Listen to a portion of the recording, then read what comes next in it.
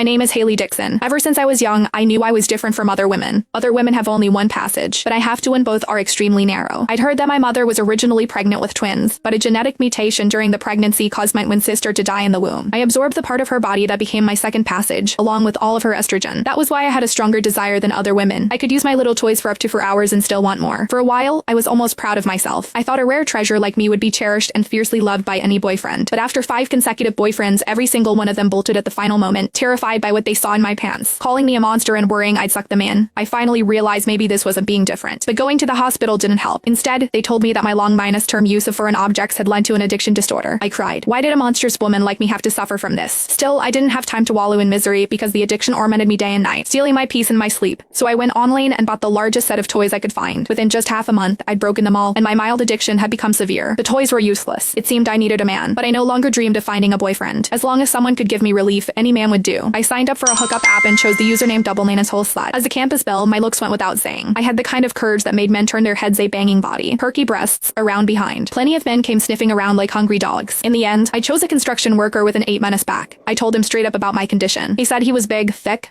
and long lasting, and that it'd be like a threesome he'd definitely make me see heaven. My legs went weak just hearing it. That very night, we agreed to meet in the campus grove. He stood nearly 6- for next to him. I felt like a child. He was so excited that he lifted my skirt right away. I bit my lip and spread my legs, ready to when I heard him let out a scream like he'd seen a ghost. Holy shit, the hell is this? He jumped back, staring at me in horror. My heart shattered. Even such a rough man was disgusted by me. If he wouldn't do it, then no man would. I threw away all shame. You're already here. Please, just do me. I'm begging you, I'm going crazy from the itch. Seeing him turn to run, I grabbed his pants leg in a panic, crawled in front of him, stuck up my round ass, and wagged my head like a dog in heat, begging to be mounted. Maybe it was pity, maybe something else he agreed to try. But in the end, his member went limp before we even started. As he left, he said, "Girl, you're real pretty, but this is too much. I just can't get it up tall." I cried. Tears of helplessness slid down my cheeks. Was there really no man in this world who could satisfy me, except one born with 2 reproductive organs? I don't know how long I cried until I fell asleep. When I opened my eyes again, it was dark. I straightened my clothes and walked out of the grove. That was when I heard a man and woman arguing nearby. The girl was fairly tall, hands on her hips, voice loud with accusation. "You're a monster. Your thing is like a wild donkey and there are 2 of them. It's terrifying. I'm not about to bleed out and die." The guy was tall and handsome, with the kind of defined, smooth muscles that came from serious training, but he was practically begging her, "You haven't even tried it, and since we're already here, why not give it a shot?" That sounded so familiar. "Try it, my ass. The only one who could handle you is an alien." She turned to leave, but he grabbed her arm, faced with the guy's relentless pleading. The girl was at a loss. Then she spotted me. Her eyes lit up, and she hurried over. "Actually, I'm a lesbian. I like girls. I only agreed to meet you because I thought you were bluffing. See? My girlfriend's here to pick me up." She leaned close and whispered, "Hey, do me a favor." The next second, she planted a loud kiss right on my cheek. "See that?" Then she grabbed my hand and ran off, leaving the guy standing there questioning his entire existence. After we put some distance between us, she told me what happened. She hadn't had a hookup in 6 months. On the app, she'd come across a guy who went by Dual Base God.